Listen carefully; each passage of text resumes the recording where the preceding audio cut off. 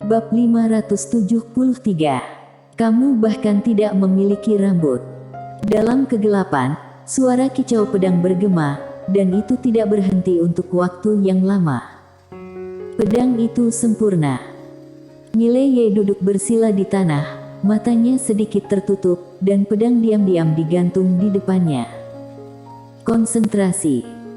Pada saat ini, dia memahami sebuah kebenaran, yaitu memahami dengan jelas hatinya sendiri. Seseorang, dia bisa menipu siapapun di dunia, tetapi dia tidak bisa menipu hatinya sendiri. Hati adalah cermin paling sejati di dunia.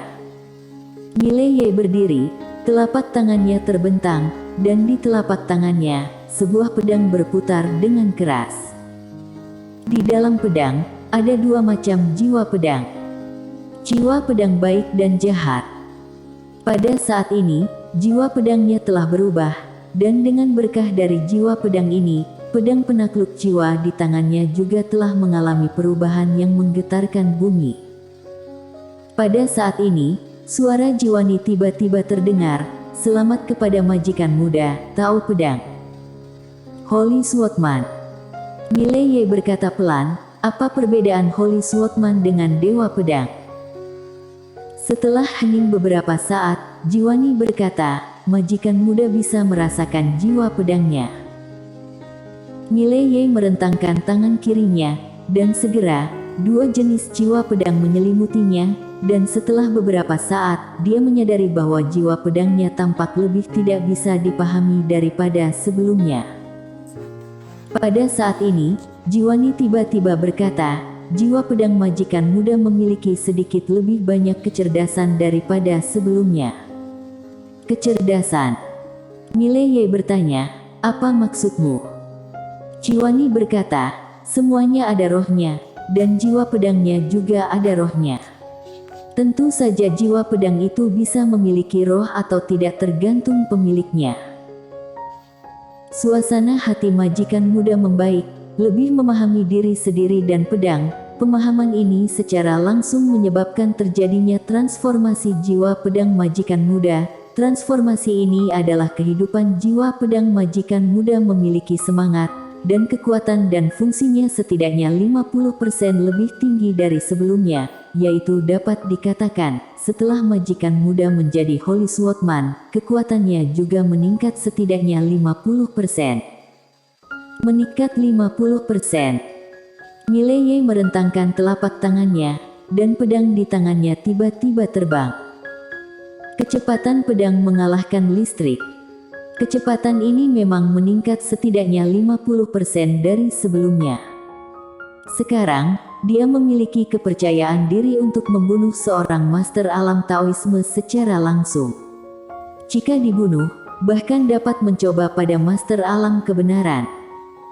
Pada saat ini, Jiwani tiba-tiba berkata, "Majikan muda tidak boleh berpuas diri, menjadi Holy Swordsman mungkin baru permulaan. Tao Pedang ini menjadi master alam Taoisme, baru saja mulai bersentuhan dengan Dao, dan kata Dao ini memiliki makna yang luas dan mendalam, melibatkan terlalu banyak, dan itu sama sekali tidak dapat dipahami dalam satu hari." Mileye mengangguk, dimengerti. Mengatakan itu, dia melihat sekeliling. "Jiwani, apakah kamu tahu di mana tempat ini?" Jiwani berkata dengan sungguh-sungguh, "Aku tidak tahu. Tempat ini sangat aneh, majikan muda harus berhati-hati." Mileye mengangguk, dia berjalan ke kejauhan dengan pedangnya, dan pada saat ini, jiwa pedangnya mulai menyebar ke sekitarnya. Tidak hanya itu, dia juga menggunakan kekuatan jiwa naga. Dengan bergabungnya kekuatan jiwa naga, jiwa pedang ini semakin kuat. Namun segera, Mileye menemukan bahwa jiwa pedangnya dihancurkan oleh kekuatan misterius. Menyadari ini, ekspresi Mileye menjadi dingin, berbalik dan menghilang, dan dalam sekejap, dalam kegelapan ini, banyak cahaya pedang saling bersilangan. Cih! Dalam kegelapan ini, suara robekan tiba-tiba terdengar, dan segera, cahaya putih muncul tidak jauh di depan Mileye. Melihat adegan ini, Mileye buru-buru melintas ke depan dan bergegas langsung ke cahaya putih. Setelah beberapa saat, Mileye merasakan angin sejuk. Pada saat ini, dia telah kembali ke laut. Mileye dengan rakus menyerap segala sesuatu di sekitarnya, dan setelah beberapa saat, dia berbisik, benar saja, semuanya akan terasa sangat berharga hanya ketika kehilangan. Dalam kegelapan barusan, dia benar-benar merasa hidup seperti setahun. Perasaan itu bahkan lebih menakutkan daripada pertempuran antara dia dan selusin master alam Taoisme. Kegelapan tanpa akhir, tidak ada harapan yang terlihat, siksaan kronis. Apakah kamu pemilik barunya? Saat itu, sebuah suara tiba-tiba datang dari depan Mileye. Kedengarannya tidak jauh. Mileye membuka matanya tiba-tiba, dan tidak jauh di depannya, berdiri seorang wanita dengan gaun hitam panjang. Wanita itu tampak berusia kurang dari 20 tahun, mengenakan gaun hitam seperti tinta, dengan sedikit cinabar di antara alisnya.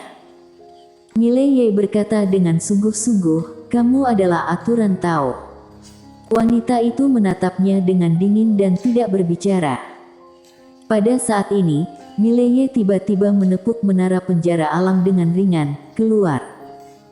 Namun, menara penjara alam terdiam. Mileye tercengang, tidak ingin keluar. Pada saat ini, dia sudah bisa merasakan menara penjara alam, aturan Tao ada di depannya, tetapi orang ini tidak keluar. Apa maksudnya ini?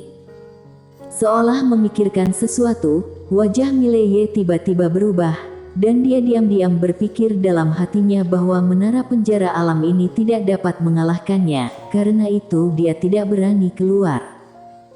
Memikirkan hal ini, keringat dingin Mileye langsung mengalir. Ini mungkin bisa terjadi. Meskipun menara penjara alam kuat, bagaimana kondisinya saat ini? Keadaan semi cacat.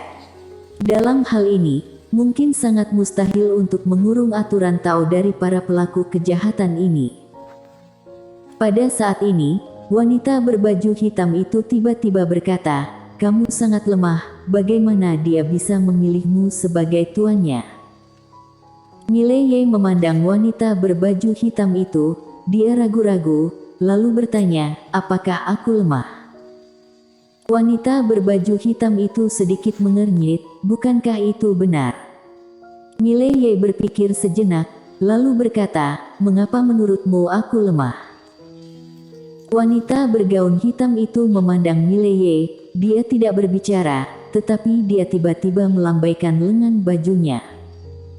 Wajah Mileye berubah drastis, dia memblokir dengan pedangnya. Ledakan. Dalam sekejap, Mileye mundur ratusan meter. Dan di depannya, ruang hampa dalam jarak 1000 kaki berubah menjadi gelap gulita. Tidak hanya itu, dia kehilangan kendali di tangan kanannya. Ekspresi wajah Mileye langsung menjadi sangat serius.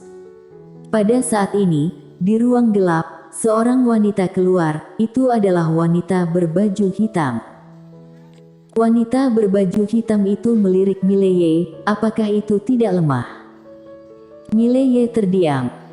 Dia sekarang tahu mengapa menara penjara alam tidak keluar.